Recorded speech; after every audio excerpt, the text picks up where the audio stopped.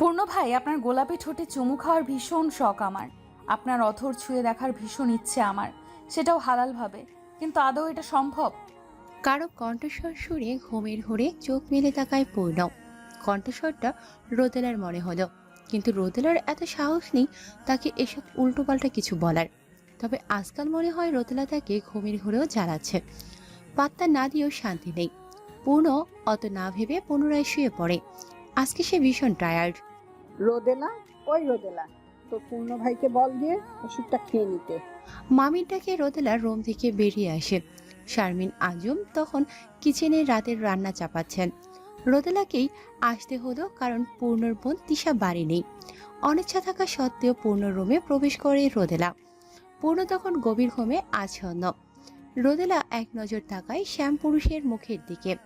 তার সামনে দাঁড়িয়ে কণ্ঠস্বর খাদে নামিয়ে বলে, পূর্ণ ভাই, এই পূর্ণ ভাই। বার কয়েক ডাকে পূর্ণ চোখ মেলে তাকায়। চোখ মুখে তার বিরক্তি।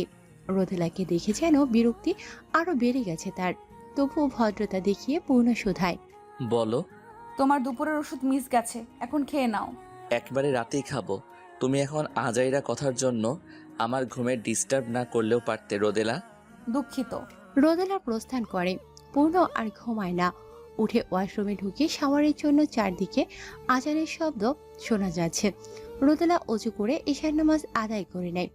ড্রয়িং রুমে আসতেই তরুণের মুখোমুখি হয়। শিকদার বাড়ির বড় ছেলে আহিয়ান শিকদার তরুণ, ছোট ছেলে তাহিয়ান শিকদার পূর্ণ। রোদেলার মামুর বাড়ি এটা। বাবা মা হারিয়ে মধ্যবিত্ত দেওয়ার পরই এই বাড়ি তার স্থায়ী ঠিকানায় পরিণত হয়। সবাই ভার্সিটিতে পা রেখেছে রোদেলা। নামাজ শেষ হতে রোদেলা কিচেনে যায়। তখন তার ছোট মামু, ছোট মামি, সাথে ছোট মামুর এক ছেলে এক মেয়ে, তারাও আসে রাতের ডিনার করতে। রোদেলা তার বড় মামির কাজে সাহায্য করে। সব খাবার টেবিলের উপর রাখে রোদেলা। তখন পূর্ণ আসে সেখানে। নিজের বরাদ্দকৃত চেয়ারটা টেনে শটান হয়ে বসে পূর্ণ। তার ছোট আম্মু তার খাবার বেড়ে দিচ্ছে। রোদেলা তার থেকে 4-5 হাত দূরত্বে অবস্থান করে। তার মামুদের খাবার বেড়ে দিচ্ছে। পূর্ণ তাকে কেন জানি সহ্য করতে পারে না।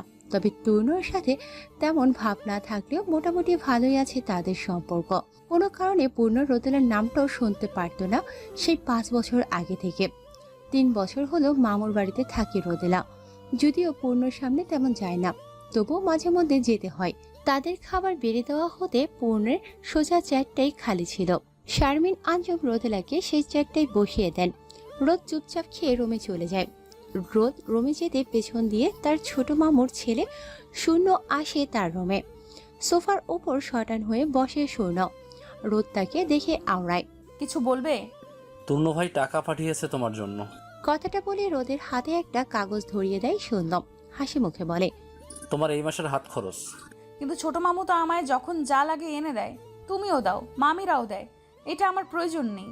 আরে নাও, মেয়েদের কত শখ থাকে। তুমি টাকা দিয়ে তোমার ছোট ছোট শখগুলো পূরণ করে নিও।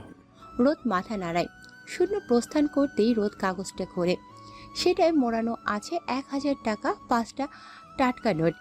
রোদ টাকাটা কাবাডে তুলে রাখে। সবাই রোদেলাকে অনেক আদর যত্ন করে। শুধু একজন ব্যক্তি তাকে সহ্য করতে পারে না, সেটাও তাহিয়ান শিকদার পূর্ণ। তাতে রোদেলার কিছু যায় আসে না। রাতের বেলায় ব্যালকনিতে যায় রোদেলা। আকাশের হাজারটা তারার ভিড়ে নিজের বাবা মাকে খুঁজে নেয়।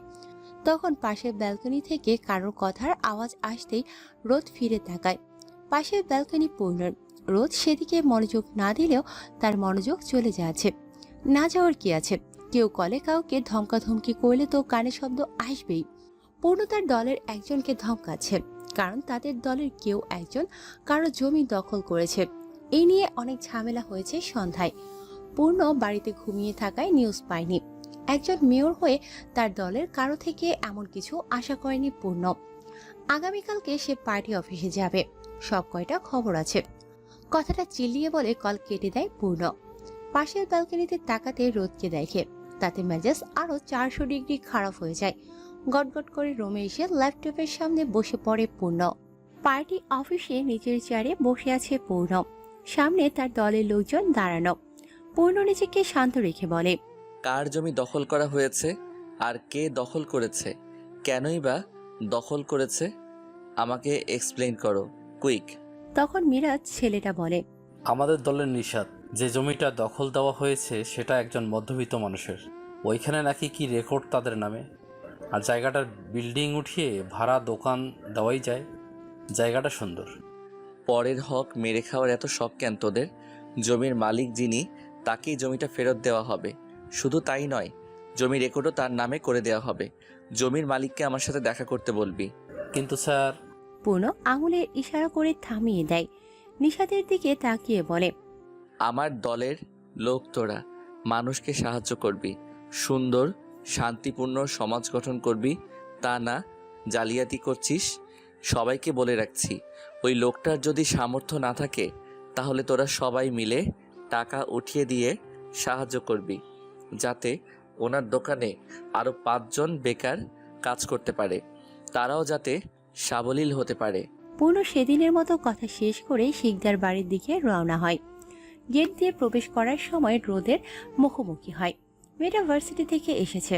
পূর্ণ দেখেও না দেখার ভান করে চলে যায়। রোদ পূর্ণের যাওয়ার পানে একবার তাকায়। সাদা পাঞ্জাবি পরিহিত শ্যাম পুরুষ। রোদ আর সেদিকে মনোযোগ নেয়নি, ভেতরে চলে যায় সে।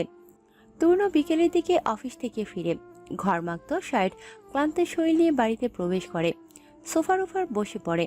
তখন রোদ আসতেই তাকে বলে ফ্যান ছেড়ে দিতে।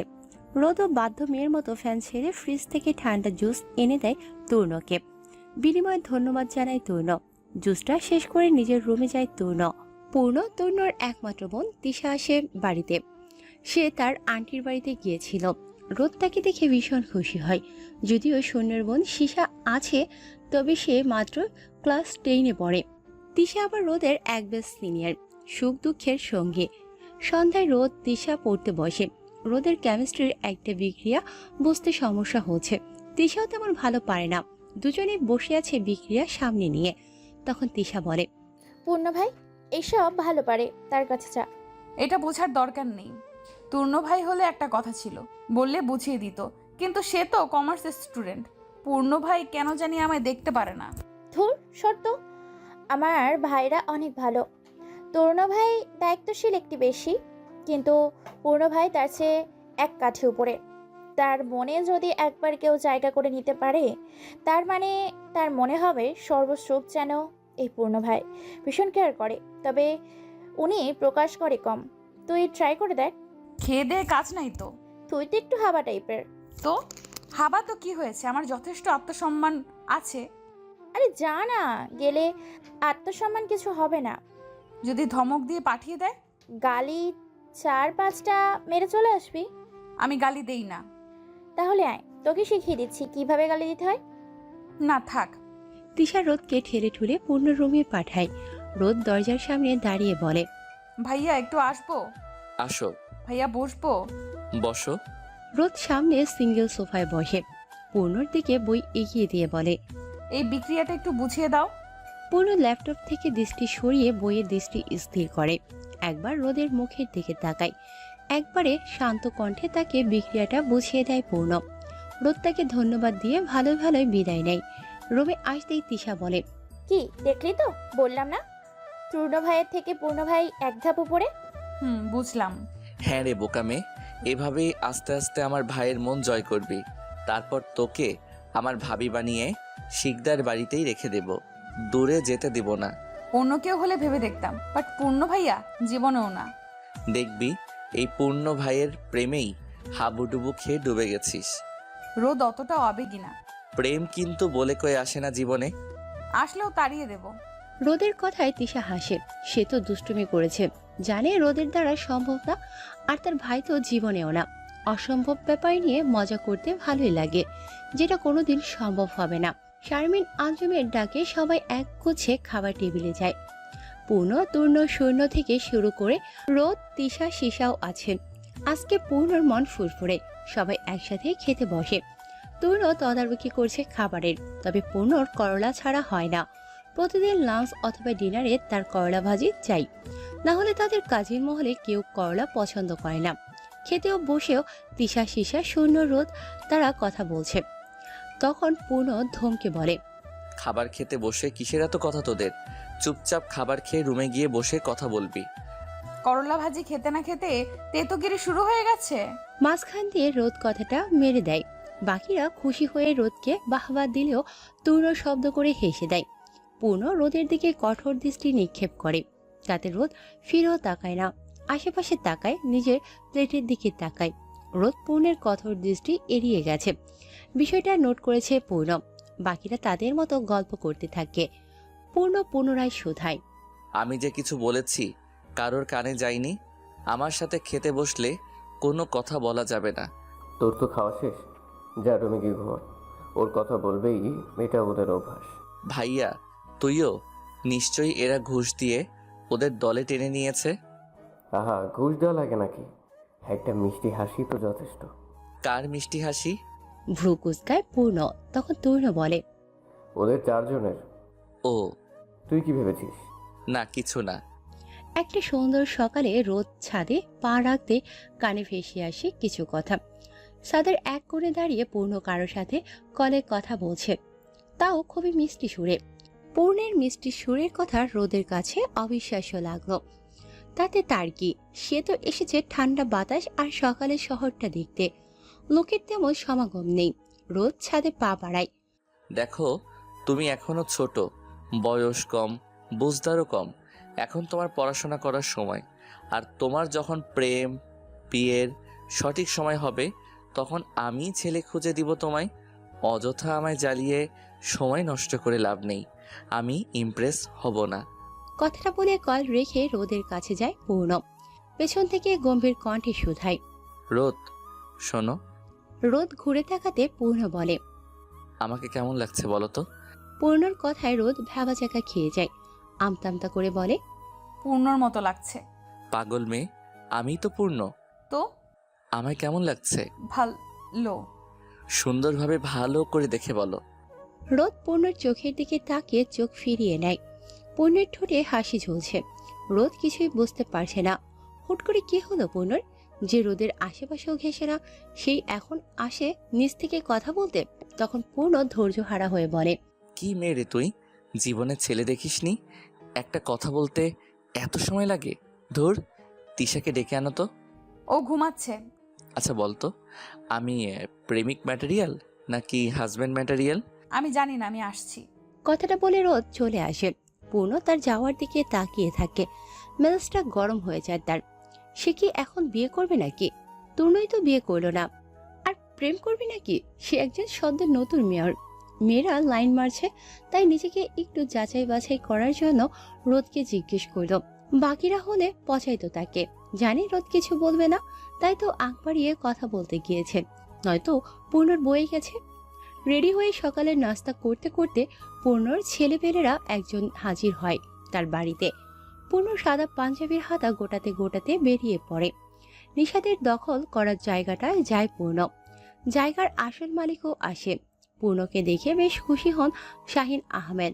পূর্ণ তাকে আশ্বাস দিয়ে বলে, চিন্তা করবেন না, এখানে বিল্ডিং উঠিয়ে দিব আমি। আপনি সেটার দোকান ভাড়া দিতে পারবেন, অন্যরাও কাজ করার সুযোগ পাবে। লোকটার চোখে মুখে খুশির ঝলক দেখে পূর্ণ মুচকি হাসে। সেখানের কাজ শেষ করে পূর্ণরা একটা নিরিবিলি জায়গায় যায়। তখন তিশার কল আসে। রিসিভ করতেই ওপাশ থেকে উত্তেজিত স্বরে তিশা বলে, ভাই তাড়াতাড়ি আসো, আজকে তরুণ ভাই আমাদের ট্রিট দিবে। কেন ট্রিট দিবে? আরে আসো, সুখবর আছে। কোথায় আসবো? আরে আমাদের ভার্সিটির পাশের রেস্টুরেন্টে। আসছি। পূর্ণ বাইক নিয়ে বেরিয়ে পড়ে। আজকে তার ভাইকে পেয়েছে, এই সুযোগে হাতছাড়া করা যাবে না। সবসময় তো তার টাকাগুলো মার দেয়। পূর্ণ যেতে যেতে দেখে বাকিরা সবাই হাজির। এমনভাবে অপেক্ষা করছে যেন পূর্ণ তাদের ট্রিট দেবে। তরুণ নিজেও এমনভাবে বসে আছে যেন তার টাকাগুলো আজকে যাবে না, যাবে পূর্ণর টাকা। ওদের ভাবসা পূর্ণের সন্দেহজনক লাগে। তখন শূন্য বলে, ওয়েলকাম। এতক্ষণ তোমার অপেক্ষায় ছিলাম আমরা। খাবার অর্ডার দিচ্ছি না কেন? আজকে কিন্তু বেশি বেশি। তূর্ণ ভাইকে পেয়েছি, সুযোগ ছাড়া যাবে না। তখন তূর্ণ পূর্ণর পিঠে চাপড় মেরে বলে, সে না হয় দেওয়া যাবে, আগে রিল্যাক্স হয়ে বস। তিশা শূন্য মিলে সব অর্ডার দেয়। অল্প স্বল্প গল্প করার মাঝে তাদের খাবার আসে। খাওয়ার শেষ পর্যায়ে আসতে রোদের গলায় খাবার আটকে যায়। তিশা তাকে নিয়ে বাইরে যায়। তূর্ণ তখন শূন্যকে আদেশ করে বলে, যা তো দেখ ওর কি হয়েছে। বসে আছিস কেন? তরুণের কথার সাথে সাথে শূন্য চলে যায়। কি আর হবে, এক্সট্রা ঢং। এই মেয়েটার ঢঙের শেষ নেই। মুখ সামলে পূর্ণ। তো এর থেকে আর কি ভালোভাবে বলবো আমি? এই মেয়েটা আমার বাবার খুনি। পূর্ণ বাচ্চা হো না। তুমি মনে হয় তোমার স্ট্যাটাস ভুলে গেছো। কপির কোম্পানির মালিক রোদ, যেটা আমরা সামলাচ্ছি। তো তো কি আবার, তুমি ওর সাথে বাজে বিহেভ করবে না। তোমার কাছে বাবার থেকে ওই মেয়েটা বেশি ইম্পর্টেন্ট? আমি কখন বললাম? তাহলে বাবার খুনির প্রতি তোমার দরদ আসে কোথা থেকে? সেসব অতীত। দেখ, এই মেয়েটার পেছনে ওর ভাইরা পড়ে আছে, শুধু প্রপার্টি আর কোম্পানি নিজেদের নামে করার জন্য। তাতে আমার কি? ওকে ফাইন, তুমি আর কখনো রোদে নিয়ে মাথা ঘামাবো না। ও মরে গেলেও কোনো মন্তব্য করার দরকার নেই তোমার। ওকে যদি কেউ আমার সামনে খুনও করে তবুও আমি বাধা দিব না। Okay fine. দুই ভাইয়ের তর্কাতর্কির মাঝে তিশা রোদকে নিয়ে আসে। মেয়েটা চোখ মুখ লাল হয়ে আছে। পূর্ণ রোদকে আসতে দেখে উঠে চলে যায়। তূর্ণ বিল পে করে দেয়। তিশা রোদ শূন্য তাকিয়ে আছে তাদের কাণ্ডে। তারা তো প্ল্যান করে এসেছে আজকে পূর্ণের টাকা লস করবে, কিন্তু পুরোটাই উল্টো হলো। বাকিরা বাইরে আসতে আসতে পূর্ণ চলেও গেছে, আর কাউকে কিচ্ছু বলেনি। গাড়িতে বসতেই তৈন শিকদার ভিড়ার দিকে রওনা হয়। তখন তিশা তৈনকে বলে, পূর্ণ ভাইয়ের আবার কি হলো? ওর কথা ছাড়ো তিশা, ও এমনই। ওকে সত্যি আমি বুঝতে পারি না। কেউই কথার আগামাথা বোঝেনি, সেই জন্য কথাও বাড়ায়নি। বাড়িতে এসে পূর্ণ তার রুমে এসির পয়েন্ট বাড়িয়ে বসে থাকে। রাগে তার শরীর কাঁপছে। এই মুহূর্তে রোদকে কষিয়ে কয়েকটা থাপ্পড় মারতে পারলে হয়তো রাগ কমে যেত। রুম জুড়ে পায়চারি করছে পূর্ণ। এই রোদ নামে থাকা কোম্পানি আর প্রপার্টি রোদকে নিয়ে বাড়ি থেকে বিদায় করে দিলেই তো হয়। মেয়েটা থাকা মানে আরেকটা রিস্ক। কখন তার বংশের মানুষ এসে হামলে পড়ে। প্রপার্টি নিয়ে চলে গেলে তারগুলো যা খুশি হোক, তাতে পূর্ণর যায় আসে না। হাজারে চিন্তা ভাবনা মাথায় ঘুরপাক খায় পূর্ণর। পরক্ষণে মনে পড়ে তার বাবাকে দেওয়া কথা। পূর্ণর মাথায় আপনা আপনি হাত চলে যায়। তূর্ণ সে তার দায়িত্ব পালন করছে কঠোরভাবে। পূর্ণ তার ছিঁড়ে ফোটাতেও নেই। আর কেনই বা রোদকে নিয়ে মাথা ঘামাবে? সে তো তার মৃত বাবার খুনি, অথচ এই বাবাই রোদকে আগলে রাখার দায়িত্ব নেওয়ার সুখ দুঃখে পাশে থাকার জন্য বলে গেছে। পরের দিন রোদের সাথে পূর্ণের দেখা হয় রোদের ভার্সিটি ক্যাম্পাসে। একটা দরকারি কাজে এসেছে পূর্ণ। সময়টা দুপুর। রোদ পূর্ণকে দেখেও না দেখার ভান করে তিশা সহ চলে আসে।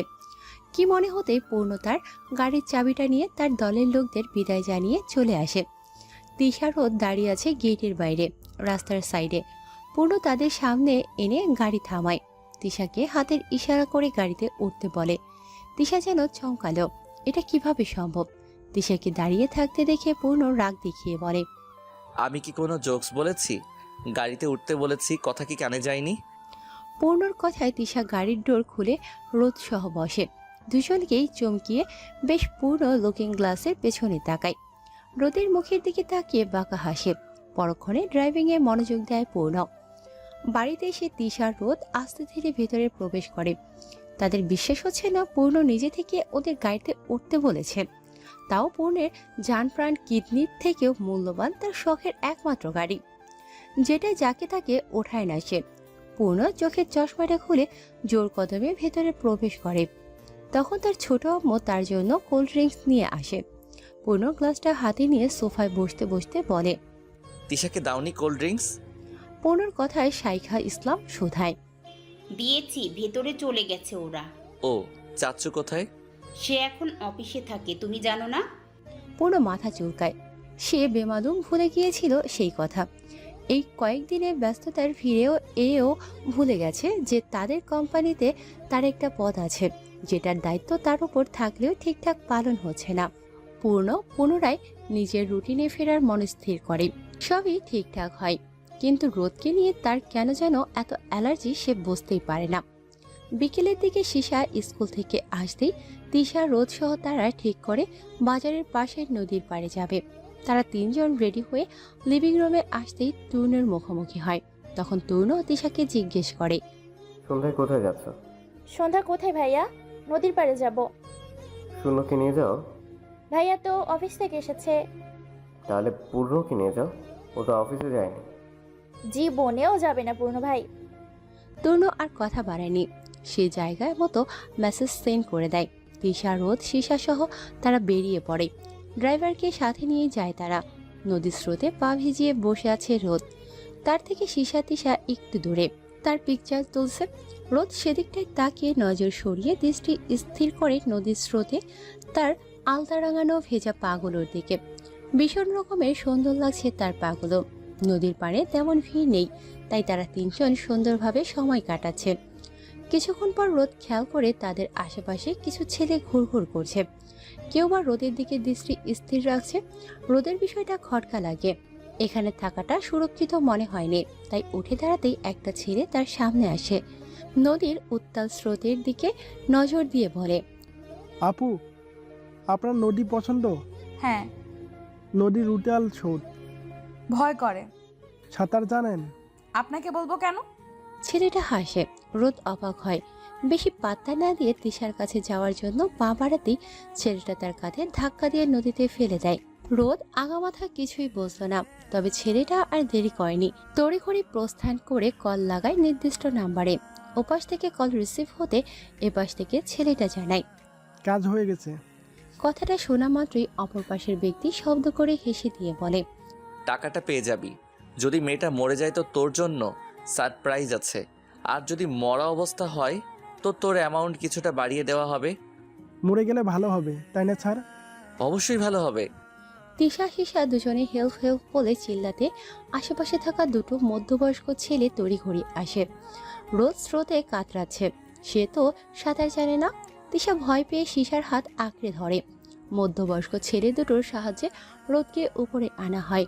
ড্রাইভার আসতেই রোদকে নিয়ে সোজা বাড়িতে চলে যায় তারা। রোদ পানিতে ডুবতে ডুবতে বেঁচে গেছে। বিষয়টা পূর্ণ তূর্ণ শূন্যর কানে যেতে তূর্ণ শূন্যর মনের বেকুলতা কাজ করলেও পূর্ণ শোনার পরেও লিভিং রুমটা অবধি আসেনি। সে তার অফিসের কাজ নিয়ে ব্যস্ত। শারমিন, আঞ্জুম, শাইখা ইসলাম তারা তূর্ণ শূন্য তিশাকে পুরোদমে বকে যাচ্ছেন। তূর্ণ অনেকটা ভয় পেয়েছে। রোদকে কাপড় বদলে রুমে শুইয়ে দেওয়া হয়। পাশে তিশা, তূর্ণ বসা। তূর্ণ রোদের দিকে তাকিয়ে বলে, তুমি কিভাবে পড়ে গেছো পানিতে? আমাকে একটা ছেলে ধাক্কা দিয়েছে। তুমি কি বোকা রোদ? ছেলেটা তোমায় ধাক্কা দেওয়ার সাহস পায় কিভাবে? আমি জানি না। তোমার গায়ে টাচ করার দুঃসাহস দেখায় কিভাবে? সেটাই তো আমি বুঝি না। তোমাদেরকে কে বলেছে এই সন্ধ্যায় নদীর পাড়ে যেতে? তোমরা ভাই কিসের মেয়র? এই ক্ষমতা দিয়ে কি হবে বলো তো, যেখানে তার ঘরের বোনরাই সেফ না? ওর সাথে কথা বলার চেয়ে একটা গরুর সাথে কথা বলা বেটার। আসলেই পূর্ণ ভাই এমন কেন? আসলে পূর্ণ ঠিক আছে, শুধু ব্যক্তিভেদে নিজেকে প্রকাশ করে। কথাটা বলে রোদের দিকে তাকায় তূর্ণ। তখন শাইখা ইসলাম রোদের জন্য কফির সাথে হালকা নাস্তা নিয়ে আসেন। রোদ নাস্তা করে বসতে শাইখা ইসলাম তার পাশে বসে মাথায় হাত বোলায়, কপালে চুমু খেয়ে বলে, তুমি এত বোকা কেন? হ্যাঁ, ছেলেটার সাহস কি করে হয় তোমাকে টাচ করার? আমি বুঝে উঠতে পারিনি। ঠিক আছে, পূর্ণকে বলে ওই ছেলের খোঁজ নাওয়াবো। শাইখা ইসলামের কথায় আর কেউই কিছু বলেনি। পূর্ণ রুম থেকে বের হতেই শারমিন, আঞ্জুম তাকে বকাঝকা শুরু করেন, তবে পূর্ণ সেসবে হেলদোল নেই। সে নিজের ফোনে আসতে থাকা কলে সময় দিচ্ছে। তনু আর কিছুই বলেনি পূর্ণকে। পরের দিন সকালে রোদ ছাদে যাওয়ার পেছন দিয়ে তনু ছাদে যায়।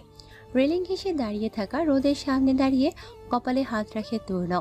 তনুর কাছে রোদ বেশ অবাক হয়। তখন তনু উচ্ছ্বাসিত কণ্ঠে বলে, ওই ছেলেটা চেহারা মনে আছে তোমার? হ্যাঁ আছে। আচ্ছা, সমস্যা নেই, ওর ব্যবস্থা হয়ে যাবে। তার শরীর এখন ঠিক আছে? হ্যাঁ। মেডিসিন ঠিকঠাক নাও তো? নেই।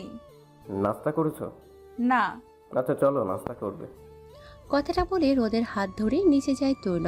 তখন পূর্ণ রুম থেকে বেরিয়ে লিভিং রুমে আসে। তূর্ণ আর রোদকে এভাবে একসাথে দেখে সেও বেশ অবাক হয়। তূর্ণ চায়ের টেনে রোদকে বসায়।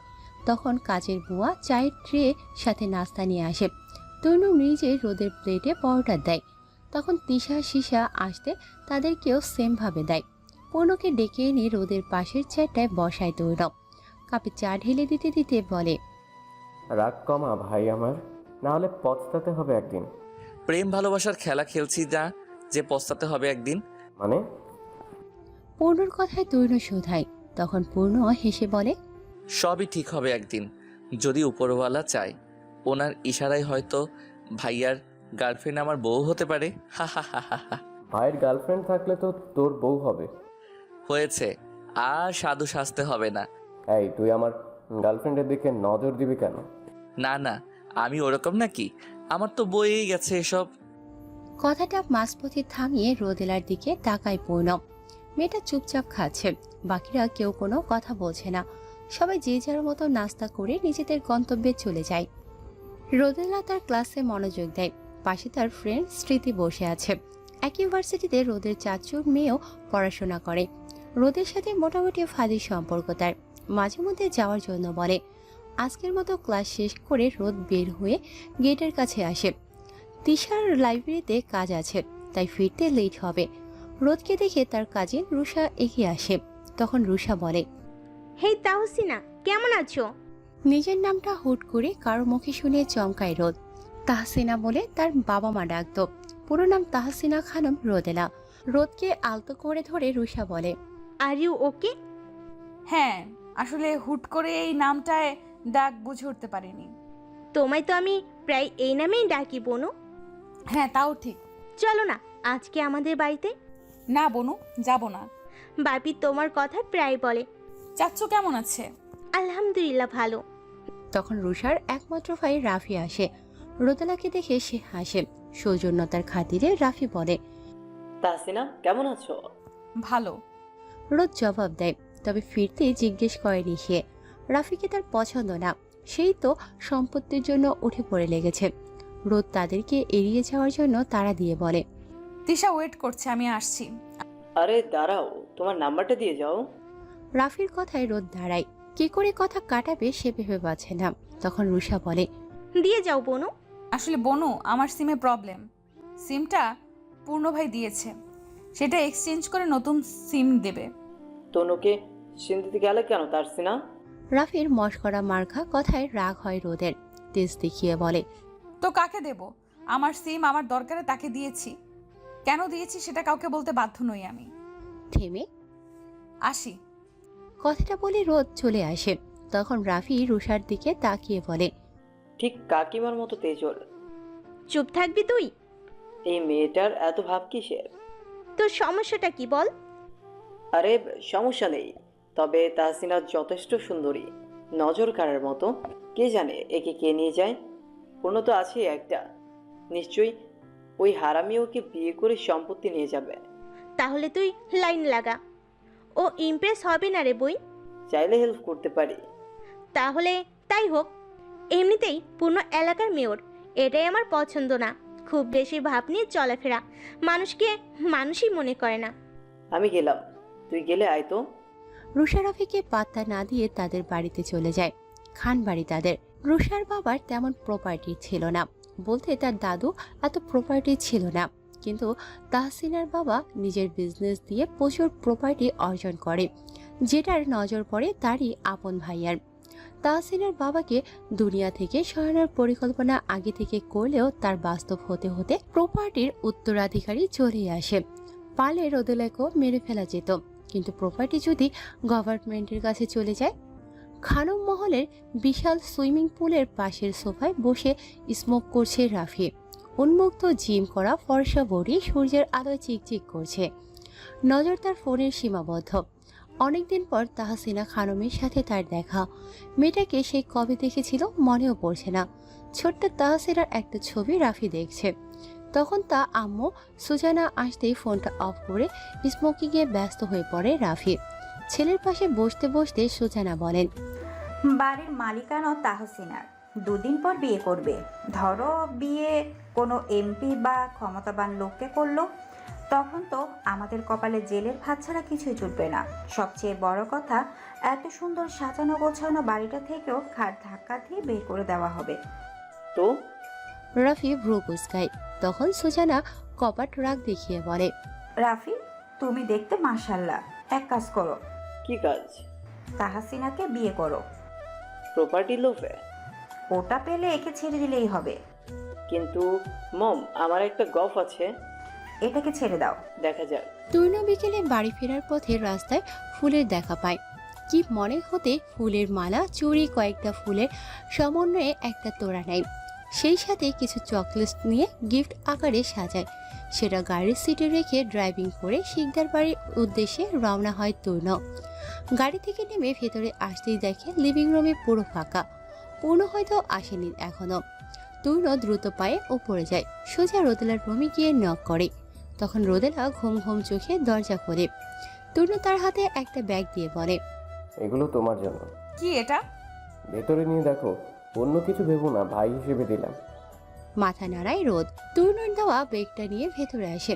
গিফট পেপারে মোড়ানো বক্সটা খুলতে দেখতে পায় চকলেটের সমাহার সাথে ফুলগুলো। রোদের ভালো লাগে ফুলগুলো, এমনিতেও তার ফুল অনেক পছন্দের, তার উপর হুট করে এভাবে কেউ দিল। রোদ ফুলগুলো নিয়ে পিকচার তোলে, স্মেল নেয়, খুব যত্ন সহকারে সেগুলো রেখে দেয়। সন্ধ্যায় তারা সবাই নিচে আসে। তূর্ণ শূন্য সবাই আছে, নেই শুধু পূর্ণ। সে তার রুমে কাজে ব্যস্ত, নয়তো বা ঘুমাচ্ছে। তখন শাইখা ইসলাম এসে রোদের কাছে কফির মগটা দিয়ে বলে, পূর্ণর কফিটা দিয়ে আসো। রোদ তার মামির কথার উপর কথা বলার সাহস পায়নি, তবে তার যাওয়ার একটুও ইচ্ছে নেই। তূর্ণর দিকে নজর যেতে দেখে সে বসে বসে হাসছে। রোদ বুঝতে পারে না তার অবস্থা দেখে হেসে মজা নিচ্ছে নাকি অন্য কিছু। বিরক্তি নিয়ে পূর্ণ রুমে প্রবেশ করে রোদ। তখন সবে শাওয়ার নিয়ে বেরিয়েছে পূর্ণ।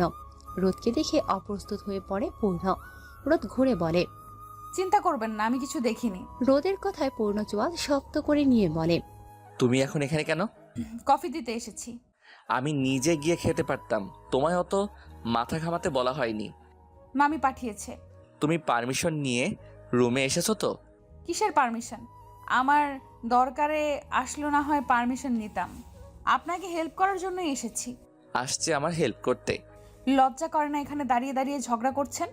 আমি মেয়ে নাকি যে লজ্জা করবে? ছি, এই তুমি কিসের চিচি করছো? এখানে চিয়ের কিছুই হয়নি। আপনি সরুন, আমি মগ রাখবো। রেখে যাও, আমার দিকে তাকাতে হবে না। রোদ কোনো রকম মগটা রাখে, না চাইতেও পূর্ণ দিকে দৃষ্টি যায় তার, তবে খেয়াল করে না। পূর্ণ তখন টি শার্ট পরে তৈরি, সে তো শুধু উন্মুক্ত গায়ে রুমে এসেছে, তাতেই রোদেলার সে কি লজ্জা। ভাগ্যিস তোয়াল পরে আসেনি।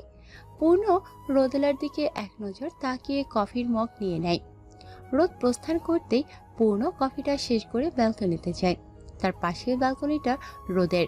আজকাল কেন জানি রোদ তার সব ভাবনায় কাজকর্মে চলে আসে। রোদ নামটাই চলে আসছে তার কাছে, কিন্তু সে তো জানে রোদ তূর্ণর ভবিষ্যৎ বউ। আর কিছু মিস্টেক গেলেও এটা পূর্ণ পুরুষীয়। তাদের মিল, কথা বলা, আচার আচরণে বোঝা যায় তারা দুজন প্রেম করে। পূর্ণ সিদ্ধান্ত নেয় ভাইয়ের বউ রোদের সাথে আর মিসবিহেভ করবে না, একটু ভদ্র সভ্যদের মতো আচরণ করবে। পরের দিন সকালে তূর্ণর মামু আসে শিকদার বাড়িতে, সাথে আসে তূর্ণর কাজিন মেহের। তূর্ণ সবে অফিসের জন্য রেডি হয়ে নিচে এসেছে, বাকিরাও নিজেদের গন্তব্যে যাওয়ার জন্য রেডি হয়ে এসেছে। মেহের তূর্ণকে দেখে সালাম দেয়। তূর্ণ সালামের জবাব দিয়ে ভালো মন্দ জিজ্ঞেস করে। শাইখা ইসলাম মেহেরকে দেখে ভীষণ খুশি হন। মেহেরের বড় বোন মাইশার বিয়ের কথাবার্তা চলছে, সেটারই ইনভাইট দিতে এসেছে একমাত্র বোনের বাড়িতে মাহতাব হোসেন। শারমিন আঞ্জুম ভাইকে দেখে ভীষণ খুশি হন। এক ভাই এক বোন তারা। সবাই মোটামুটি লিভিং রুমে উপস্থিত ছিল। পূর্ণ রোদ প্রায় সেম সময়ে লিভিং রুমে উপস্থিত হয়।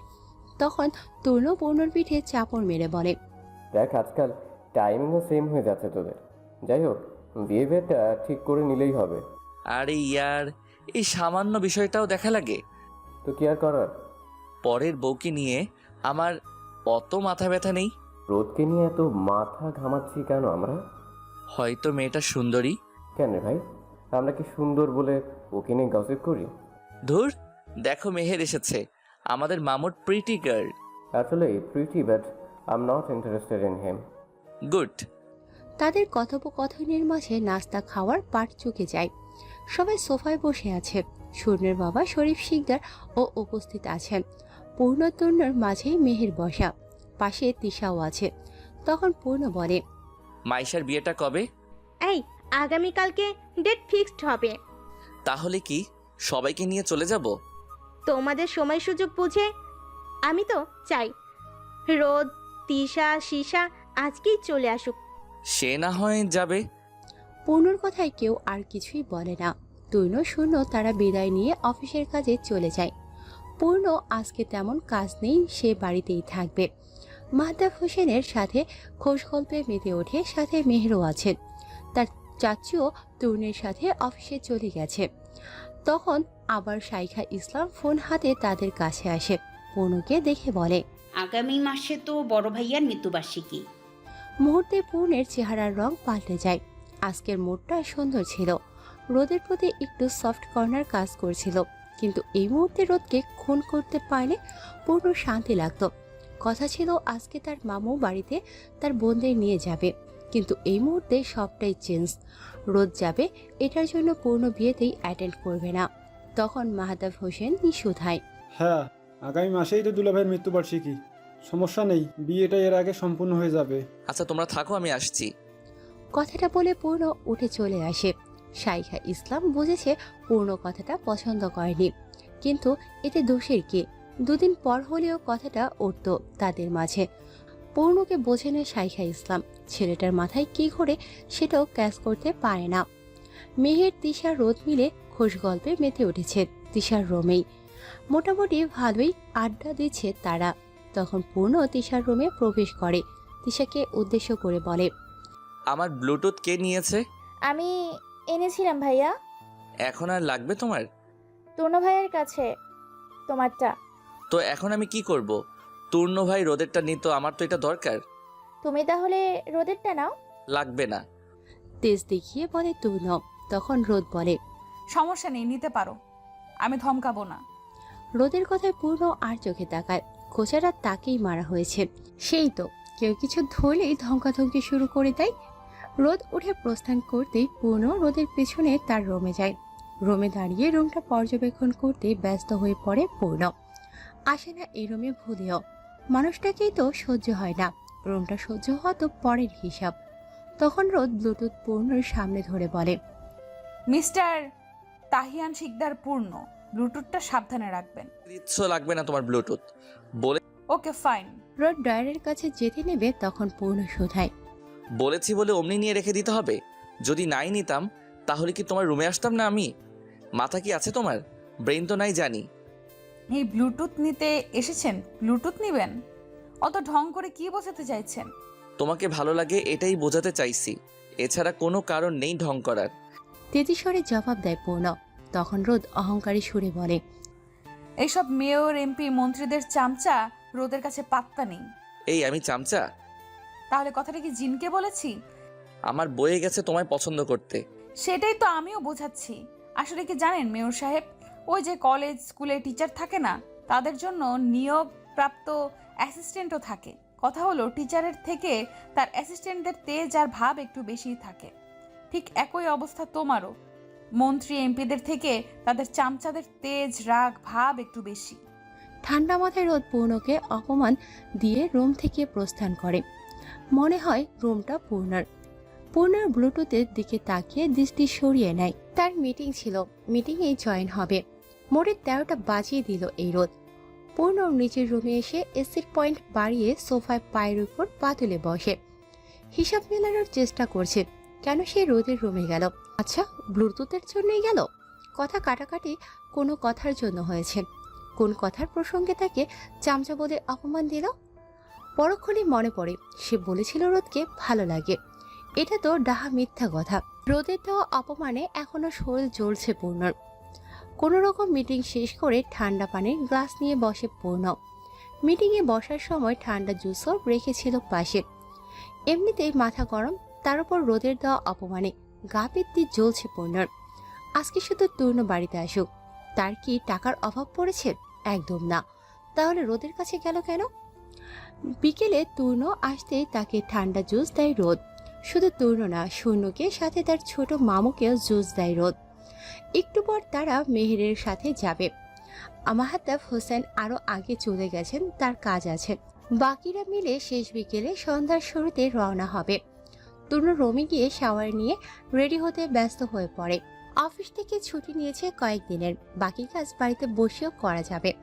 সবাই রেডি হয়ে নিচে আসলেও পূর্ণ বা তূর্ণ এখনো আসেনি। তিশা তাড়া দেওয়ার কিছুক্ষণের মধ্যে তূর্ণ আসে, কিন্তু পূর্ণর খবরও নেই। সবাই টায়ার্ড হয়ে বসে আছে। পাশে রোদ ফোন স্ক্রল করছে। কেউই যাওয়ার সাহস করতে পারছে না।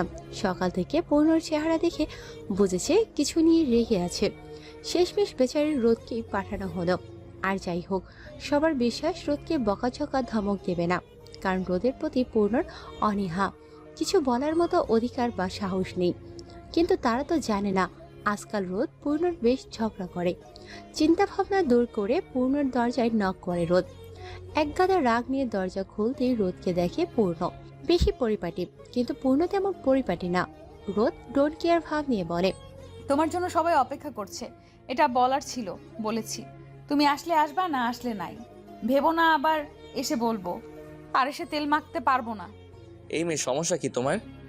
কোনো সমস্যা নেই, তবে তোমার মাথায় সমস্যা আছে, এটা আমি বুঝেছি। তো তুমি বাড়াবাড়ি করছো রোদ। আসলে আসবেন, না আসলে নাই। কথাটা বলে রোদ চলে আসে। পূর্ণ সেভাবে দাঁড়িয়ে রয়। তখন আবার তূর্ণ বিরক্তি নিয়ে আসে। পূর্ণকে ধমক দিয়ে বলে, কমন সেন্সের অভাব তোর? মানে তুই কি বেডি মানুষ নাকি? এত তেল মাখতে হয় কেন তোকে? মেয়েরাও কথায় কথায় এত রাগ করে না, তুই ছেলে হয়ে যত রাগ করছিস। সব রোদের দোষ। বিড়বিড় করে বলে পূর্ণ। পুনরায় শোধায়, আমি তো রেডি, গাড়িতে বসো, 5 মিনিটে আসছি। তূর্ণ চলে আসে। বাকিদের নিয়ে গাড়িতে বসে ড্রাইভ পূর্ণ করবে। তূর্ণর এনার্জি নেই অত। কিছুক্ষণের মধ্যে পূর্ণ আসে। গাড়ি স্টার্ট দিতে দিতে বলে, সবার তো মুখ আছে ঝগড়া করতে পারে, তো আমি এত কষ্ট করে ড্রাইভ করে নিয়ে যাব, আমায় টাকা দিতে হবে। চাঁদাবাজি, এলাকার উন্নয়নের টাকা বুঝি ধান্দাবাজি করা হচ্ছে না, তাই টাকার টান পড়েছে বুঝি। দুজনেই দুজনকে খোঁচাটা মারে। পূর্ণ পাশে বসতে তূর্ণর দিকে তাকাতে সে শুধায়, ভুল কিছু বলেনি, বলদের মতো কথা বললে এমনই ফিডব্যাক পাবে। মেহেরদের বাড়িতে আসতে তার আম্মু সবাইকে সাদরে গ্রহণ করে। বিশেষত পূর্ণ তূর্ণকে দেখে তিনি একটু বেশিই খুশি, কারণ তারা দুই ভাই ব্যস্ত মানুষ, সহজে কোথাও যায় না। তূর্ণ গেলেও পূর্ণ একেবারেই না। মেহেরদের বাড়ি আসতে আসতে প্রায় 9টা বেজে যায়। 1 ঘন্টায় সবাই ফ্রেশ হয়ে 10টায় ডিনার করতে বসে যায়। পূর্ণর স্পেশাল করলা ভাজি, যেটা দেখে বাকিরা নাক মুখ কুচকায়।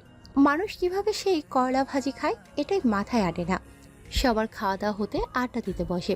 তবে পূর্ণ রোমে চলে এসেছে, তার দরকারি কাজ আছে। তূর্ণ সহ বাকিরা সোফায় বসা, এটা ওটা বলে মজা করছে, বিশেষত মাইশার সাথেই। এই কথা সেই কথার প্রসঙ্গে তূর্ণের বিয়ের কথা ওঠায় দিশা। যেহেতু সবার বড় তূর্ণ, বিয়ের সিরিয়াল তারই আগে। তখন মেহের বলে, মায়েশার বিয়েটা হলে তূর্ণ ভাইয়াটার প্রস্তুতি নিব সবাই। ভাইয়ার নিশ্চয়ই পছন্দ আছে। তিশা রোদ তূর্ণর দিকে তাকিয়ে আছে। তূর্ণ বাকিদের দিকে তাকায়, অস্বস্তিতে পড়ে আমতা আমতা করে বলে, পছন্দ থাকবে কেন? পরিবারের পছন্দেই বিয়েটা করব। দেখবো বিয়ের কথা উঠলে কোথা থেকে তোমার প্রিয়তমা বেরিয়ে এসেছে। পাশ থেকে রোদ কথাটা বলে। তূর্ণ প্রতি উত্তরে বলে, প্রিয়তমা আশপাশেই আছে, তবে বিয়েটা হবে না আমাদের। তখন শূন্য জোরেই বলে, আমি বুঝেছি, তলে তলে টেম্পু চালাও আর ভাবনাও, কেউই কিছু জানো না। শূন্যর কথায় বাকিরা উঠে পড়ে লাগে তূর্ণর প্রিয়তমাকে জানতে, কিন্তু শূন্য আর মুখ খোলেনি। তূর্ণ তাকে চোখ রাঙিয়ে দিয়েছে বেশ কয়েকবার। তখন আবার তূর্ণর ফোনে মেসেজ আসায় সে ফোন সাইড বাটনে চাপ দিয়ে ওপেন করে। পাশ থেকে শূন্য তাকায়। এত নোটিফিকেশন ভিড় জমিয়েছে, তবে ওয়ালপেপারে দেওয়া পিকটা চিনতে ভুল হয়নি। ফেসটার নোটিফিকেশনের ভিড়ে চাপা পড়লেও তূর্ণের মেসেজ এসেছে সে টের পেয়েছে। তার ফোনের দিকে নজর দিয়ে রেখেছে কেউ। হোম স্ক্রিনে যাওয়ার আর সাহস হলো না, তাই মেসেজটা ইগনোর করলো তূর্ণ। এমনিতে তার প্রিয়তমা নিয়ে খোঁচানো হচ্ছে, তাদের আড্ডার পার্ট এখানে চুকিয়ে নেওয়াটা বেটার হবে মনে হলো তূর্ণর। সে কলের ভনিতা দেখিয়ে চলে এসেছে। বাকিরা তাদের মতো এটা ওটা নিয়ে প্ল্যানিং করে সময় কাটাচ্ছে। পূর্ণের জন্য আলাদা রুম বরাদ্দ করা হয়েছে। শূন্য তূর্ণ একসাথেই দুজনেই বসে কথা বলছে। এক পর্যায়ে শূন্য বলে ওঠে, তোমার প্রিয়তমা কি আমি যাকে গেস করেছি সেই? তুই কাকে গেস করলি? নাম বলবো? না থাক, শোন তোকে বলি, এরকম কিছুই না। যেহেতু আমি বড় ছেলে, পরিবারের পছন্দেই হয়তো বিয়েটা করব, আর ওটা জাস্ট আমার দায়িত্ব এবং ভালো লাগা। ব্যাপারটা এমন না যে আমি প্রেমে পড়েছি। আচ্ছা, বুঝলাম। হ্যাঁ, তোমার ওয়ালপেপারে একজনকে দেখলাম, সম্ভবত মেয়েই হবে। ওটা তিশা। দেখতে তো। তোদের আসলে সমস্যাটা কোথায় বলতো? তুই যাকে ভাবছিস তাকে আমি ওয়েল পেপারে রাখতে যাবো কেন বলতো? আমার আদরের বোনকে আমি রাখি এবং সব সময় হয়তো খেয়াল করিস। শূন্য মাথা চুলকায়, বেশি প্রশ্ন করেনি, না হলে আবার তৈন্য রেগে যাবে। দুজনেই শুয়ে শুয়ে ফেসবুক স্ক্রল করছে। সৈন্য রোদের আইডিতে যায়। 2 দিন আগের পোস্ট, জীবনে কারো ওয়ালপেপারের স্থান পেলাম না। একই পোস্ট তিশাও করেছে, সেজন্য শূন্য পাত্তা দেয়নি। হয়তো পিকটা তিশারই ছিল। মাঝরাতে ফেসবুক স্ক্রল করছে পূর্ণ, তার দলের সদস্যদের আইডি স্ক্রল করছে। কেউ আবার উল্টাপাল্টা পোস্ট বা কিছু শেয়ার করেছে কিনা। একজনের আইডি থেকে আরেকজনের আইডিতে যায় পূর্ণ, তূর্ণ থেকে শুরু করে শূন্য, তিশা। তবে রোদের আইডিটায় কখনো যায় নিষেধ। ইন্টারেস্ট নেই রোদের আইডি স্ক্রল করার। পরের দিন সকালে একটু তাড়াতাড়ি ঘুম থেকে উঠে পড়ে সবাই। ফজরের নামাজ আদায় করে মেহেরদের বাড়ির সামনে সুন্দর রাস্তায় হাঁটতে বের হয় তারা। শিশা, মাইশা, তিশা, শূন্য ছাড়া তারা ঘুমোচ্ছে। পূর্ণ, তূর্ণ, মেহের, রোদ সহ রাস্তার পায়ে উঁচু দালান সমূহ। তারা একটা টঙের দোকানে যায়। সকালে ধোয়া ওঠা কাপে চা খায়। সময়টা সুন্দরী কাটছে। দোকানের বাইরে দাঁড়ানো পূর্ণ, তূর্ণ বিল দিচ্ছে পাশে মেহের। রোদ বের হওয়ার সময় দোকানের স্তম্ভের পিলারের সাথে বাড়ি খেতে যাচ্ছিল। পূর্ণ হাত টান দিয়ে সাইডে সরিয়ে নেয়। নাক মুখ কুচকায় পূর্ণ, রোদের দিকে তাকিয়ে বলে, দেখে শুনে চলতে পারো না? তখন তূর্ণ এবং মেহেরের দৃষ্টি এবং মনোযোগ আসে তাদের দুজনের দিকে। তূর্ণ তখন রোদের দিকে তাকিয়ে বলে, কি হয়েছে রোদ? একটুর জন্য মাথা ফাটায়নি, পিলারের সাথে বাড়ি খেতে যাচ্ছিল। দেখে শুনে চলবে তো রোদ। এর আগে একজন তোমায় পানিতে চুবিয়ে গেল। তূর্ণের কথায় কেউ আর কিছু বলে না। তারা পুনরায় বাড়ির দিকে রওনা হয়। পূর্ণ, রোদ পাশাপাশি হাঁটছে। মেহের তূর্ণের সাথে কথা বলতে বলতে পেছন দিয়ে আসে। বাড়িতে আসতেই কাজের বুয়া তাদের নাস্তা রেডি করে দেয়। বাকিরা এখনো ঘুমোচ্ছে। রোদকে পাঠানো হয় ডেকে আনার জন্য। তূর্ণ শূন্যকে টেনে টুনে ঘুম থেকে তুলে ওয়াশরুমে পাঠিয়ে দেয়। শিকদার বাড়ির পুত্র এবং কন্যারা নাস্তা করছে। তূর্ণর পাশের চেয়ারে মাহতাব হোসেন বসে নাস্তা করছে। একটু পর তারা বাজারে যাবে। বিকেলের দিকে মেহমান এসে ডেট ফিক্সড হবে, সেজন্য বাড়িতে একটু ব্যস্ততা। নাস্তা শেষ, ছেলেরা বাজারে চলে যায়। রোদ, তিশা, মেহের মিলে লিভিং রুমের একটা কোণে ডেকোরেশন করে ছোট্ট করে। মাহতাব হোসেন এক ভাই এক বোন, সেজন্য তাদের পরিবার ছোট। তাছাড়া ওনার দুটোই মেয়ে। বিকেলের দিকে সবাই রেডি হয়। রোদ নোট কালারের 3 পিস পরেছে। কিভাবে যেন তার আর পূর্ণর ড্রেসের কালার মিলে যায়। অবশ্য এটা নিয়ে কেউ তেমন টোল করতে পারেনি, কিন্তু ব্যাপারটা তরুণের হলে আর কেউই কিছু না বলেও শূন্য ঠিকই বলতো। এমনিতেই কত কথা তার পেটে জমা হয়ে আছে, এগুলো বাইরে বের হলে খবর আছে তার। সেজন্য মুখ চুপচাপ। যথাসময়ে পাত্রপক্ষের কয়েকজন আসে। মাইশার হাবি এবং দেবর, শ্বশুর, চাচা শ্বশুর ও একজন ননদ ও আসে। মেয়েটা রোদ তিশার সমবয়সী, তবে দেবরটা পূর্ণর বয়সী হবে। তাদের ডেট ফিক্সড হতে এখানে আবার আরেকটা সম্বন্ধ করার আবদার জানায় মাইশার শ্বশুর, তাও রোদের জন্য, তাদের ছোট ছেলে পাভেলের জন্য। ব্যাপারটা পূর্ণর মোটেও পছন্দ হয়নি। সোফায় বসে থেকেই গর্জন দিয়ে বলে, ডেট ফিক্সড করেছেন ভালো কথা, বড় ছেলের বিয়ে দিতে এসেছেন, বড় ছেলের বিয়ে দেন। অযথা অন্যের বউ নিয়ে টানাটানির কি আছে? আর আপনারা জানেন মেয়েটা আনম্যারিড নাকি ম্যারিড? ভরা লিভিং রুমে এক প্রকার বোম পড়ল। কেউই এটা কল্পনা করতে পারেনি। তখন মাইশার শ্বশুর বলে, আসলে ওকে দেখে মনে হলো আনম্যারিড। যেহেতু আমার ছেলে পাভেলকে সামনে বিয়ে করাবো, পাত্রী দরকার, আর এখানে সে পেয়েও গেলাম, তাই হাতছাড়া করতে চাইনি। মনে হয় ওকে বিয়ে দেওয়ার জন্য বসে আছি। ওর বিয়ে ঠিক, এঙ্গেজও হয়ে গেছে। পুরো কঠোর গলায় জবাব দেয়। বাকিদের বিষয়টা হজম করতে কষ্ট হয়। রোদ নিজেও অবাক হয়, পূর্ণাতে ব্রেক করলো কেন। অন্যদিকে শূন্য নিজের ভাবনায় জল ঢালছে। সে ভেবেছিল তূর্ণ ব্রেক করবে, কিন্তু এসবে কিছুই হলো না। হিসাব মিলাতে পারছে না শূন্য। সে তো ভাবছে রোদ তূর্ণর কিছু চলছে, কিন্তু এসব ভুল ধারণা। পূর্ণ রোদের মাঝেই কিছু চলছে। রাতে ডিনার করে মাইশার শ্বশুর বাড়ির লোকজন বিদায় হতে তার ডেকোরেশন করা সোফায় বসে কেক কাটে, কিছুক্ষণ আড্ডা মাস্তি করে। তখন শূন্য এসে পূর্ণকে বলে, কি ভাই, বিয়েটা কবে তাহলে? তূর্ণ নাকি? না, তোমার ভাবিকে তো চিনলাম। কে সে? ভ্রু কুচকে বলে পূর্ণ। তখন শূন্য হাসতে হাসতে বলে, তাহসিনা খানম রোদেলা। দূর গাধা, ওটা তো তূর্ণর। কিছু তো চলছে ওদের মাঝে।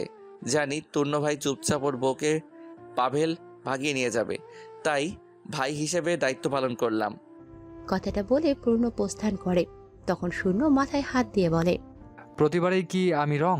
যাহ, এরা প্রেম করুক, না হয় যা খুশি করুক, আর সিআইডিগিরি করতে যাব না। ভাবভঙ্গিতে এরকম কথার ধরন আরেক রকম। মানুষ ধন সম্পত্তিও এত লুকায় না। ওরা ওদের সাথে প্রেম ভালোবাসার সম্পর্কটা যত লুকাচ্ছে, ঢাকার চেষ্টা করছে। কেটে যায় 2 দিন। এই 2 দিন ব্যস্ততায় সময় কাটে সবার। আজকে মাইশার মেহেদি নাইটের প্রস্তুতি চলছে। আজকে সকালে বাড়ি ডেকোরেশন করা হয়েছে। মেহের রোদ মেহেদির ডালা সাজাচ্ছে ফুল দিয়ে। পাশে পূর্ণ বসা, সে নিরিবিলি ডালা সাজানো দেখছে। যদিও এসবে ইন্টারেস্ট নেই, তবুও কেন জানি দেখছে, পূর্ণ নিজেও জানে না। তখন তিশা আসতে পূর্ণ উঠে দাঁড়ায়। মেহের তিশার সাথে কথা বলায় ব্যস্ত হয়ে পড়ে। পূর্ণ দাঁড়িয়ে আছে, তখন রোদ ডালা হাতে উঠতেই পূর্ণর কাঁধের সাথে মাথায় বাড়ি খায়। পূর্ণ নিজেও বোকা পড়ে যায়। রোদ বোকা চোখে তাকিয়ে আছে। তখন কি মনে হতে রোদ শব্দবিহীন ডালা পূর্ণর দিকে এগিয়ে দেয়। পূর্ণ সেটা হাতে নিতেই রোদ নিজের মাথা ডলতে থাকে। তখন পূর্ণ কঠোর গলায় বলে, তোমার চোখে সমস্যা আছে রোদ, না হলে জলজান্ত মানুষটাকে তুমি দেখতে পাওনি? তোমাকে কে বলেছে আমার পেছনে এসে দাঁড়াতে? আজব, আমার ইচ্ছে আমি কোথায় দাঁড়াবো না দাঁড়াবো। তোমাকে কে বলেছে আমার সাথে এসে বাড়ি খেতে? কথাটা বলে পূর্ণ রোদের হাতে ডালাটা দিয়ে শুধায়। একদম ঠিক হয়েছে বাড়ি খেয়েছো, ইডিয়েট। পূর্ণ প্রস্থান করতে রোদ ওর রাগ দেখিয়ে মেহেরের হাতে ডালাটা ধরিয়ে দিয়ে রুমের দিকে অগ্রসর হয়। তখন আবার শূন্য আসে হাসি মুখে, হাতে তার শপিং ব্যাগ। রোদকে দেখে একগাল হেসে ব্যাগটা এগিয়ে দিয়ে বলে, এটাই একটা শাড়ি আছে রোদ, মেহেদি নাইটে পরার জন্য। অবশ্যই শাড়িটা তোমার জন্য। কে দিয়েছে এটা? জানি না, আননোন পারসন। হ্যাঁ, শাড়িটার পার্সেল এসেছে তোমার নামেই। আজব, আননোন পার্সনের দেওয়া শাড়ি আমি পরবো? আরে নাও তো। শূন্য শপিং ব্যাগ ধরিয়ে দিয়ে প্রস্থান করে। রোদ রুমে এসে ব্যাগ খুলে, তাতে গাঢ় সবুজ রঙের শাড়ি সোনালি পাড়ের, ম্যাচিং কয়েক মুঠো চুড়ি, সিম্পল জুয়েলারিও আছে, সাথে একটা চিরকুটও আছে। রোদ আগে চিরকুট খুলে তাতে লেখা, রোদেলা খানম, আমার প্রিয়তমা, তোমার শাড়ি পরিহিতা রমণী সাজে দেখার শখ হয়েছে তোমার এই স্বল্পভাষী প্রেমিকের। রোদের হিসাব মিলছে না, শাড়ি নাকি মেহেদি নাইটের জন্য। তাহলে এই স্বল্পভাষী প্রেমিক কিভাবে তাকে দেখবে? সে কি এখানে আছে নাকি? নেই। তাহলে কিভাবে সব পসিবল? মাইশা রোমে আসাতে রোদ চিরকুটটা সরিয়ে নেয়। মাইশা এসেই শাড়িটার দিকে তাকিয়ে বলে, ওয়াও, শাড়িটা সেই সুন্দর, তোমায় বেশ মানাবে রোদ। আজকে পরার জন্য আনিয়েছো বুঝি? হ্যাঁ। ঠিক আছে, তাহলে পরিও। রোদ মাথা নাড়ায়। এখন শিকার না গেলে 101টা প্রশ্ন করা হবে তাকে। শাড়িটা এক সাইডে রেখে ফোন হাতে নেয় রোদ। ফেসবুক স্ক্রল করছে সে। বর্তমানে পূর্ণের দায়িত্ব নিয়ে করা এলাকার রাস্তাঘাটের কাজ উন্নতি, সেই সব পোস্ট তার সামনে আসে। রোদ বিরক্ত হয়। পূর্ণ যা খুশি করুক, তা জানার আগ্রহ বিন্দুমাত্র রোদের নেই। কিন্তু এই ঘুরে ফিরে সব তার সামনেই চলে আসে। কিছুক্ষণ পর তারা সবাই রেডি হতে বসে। রোদ সাজগোজে আবার পাক্কা।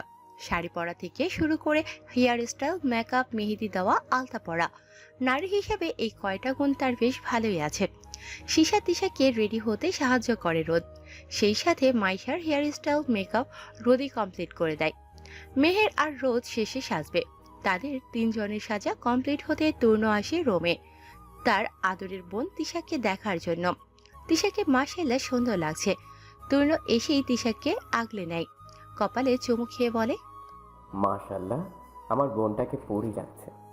কথাটা বলতে বলতে রোদের দিকে দৃষ্টি স্থির করে তরুণ। তখন শিশা শুধায়, আজকে সব ক্রেডিট কিন্তু রোদাপুর।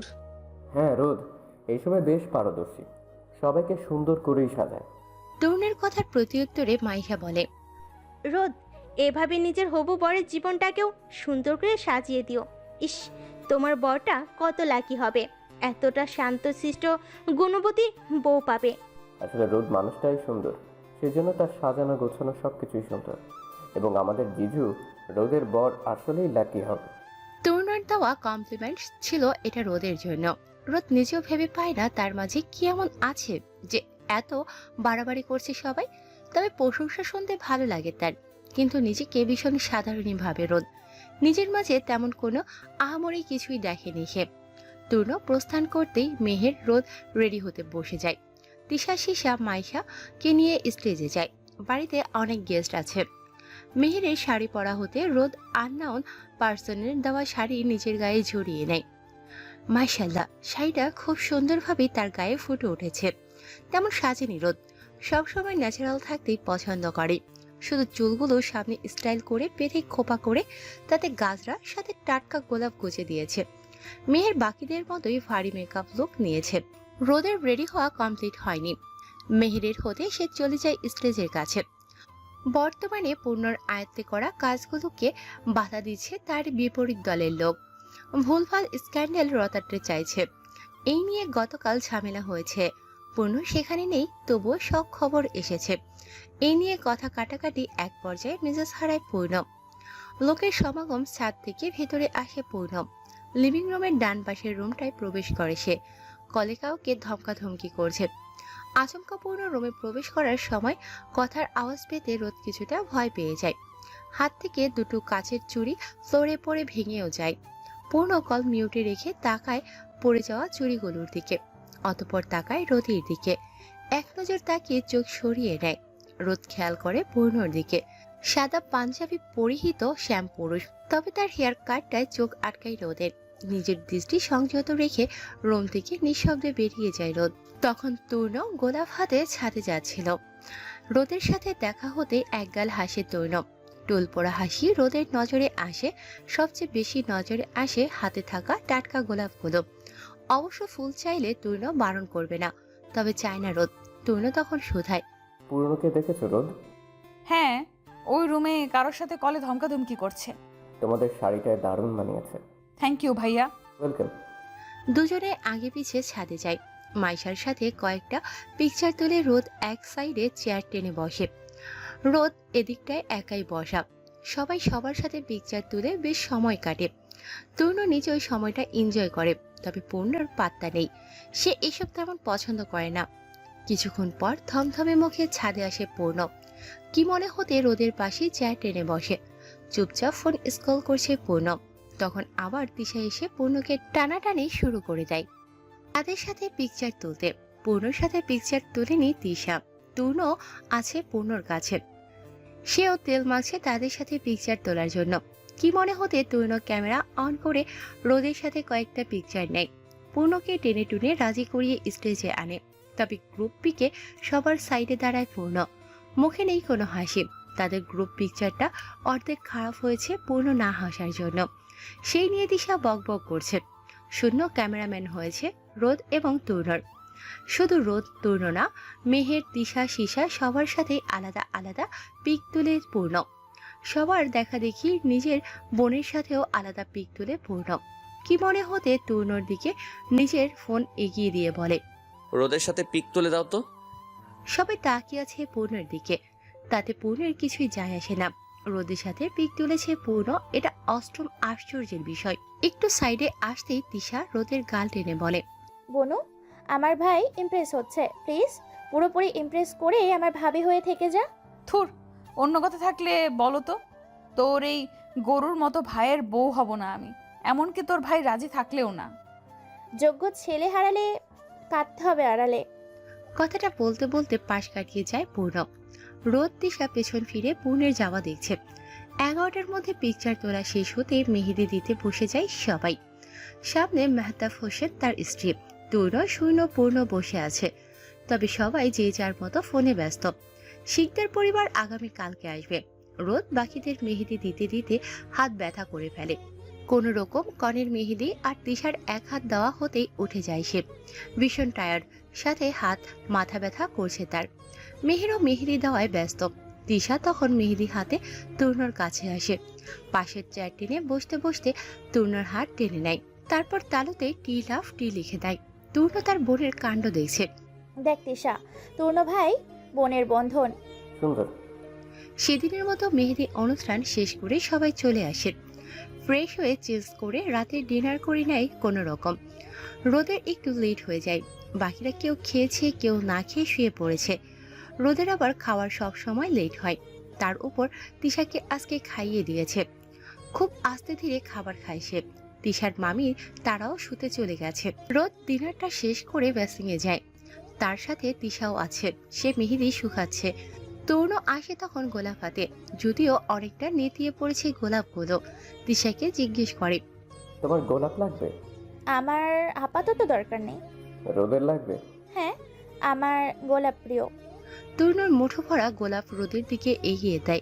রোদ সেগুলো নিয়ে ঘ্রাণ নেয়। তরুণকে ধন্যবাদ জানিয়ে তারা দুজন ঘুমাতে চলে যায়। নিজের ব্যক্তিগত ফুলকে তার পছন্দের ফুল উপহার দেওয়াটাও বেশ সুন্দর। প্রেমিক পুরুষের দায়িত্ব এবং প্রেমের একটা অংশ বোধ হয় এটা। কারো কণ্ঠস্বরে পেছন ফিরে তাকায় তরুণ। পূর্ণকে দেখে হেসে দেয় তরুণ। তখন পূর্ণ ভ্রুজোড়া প্রসারিত করে বলে,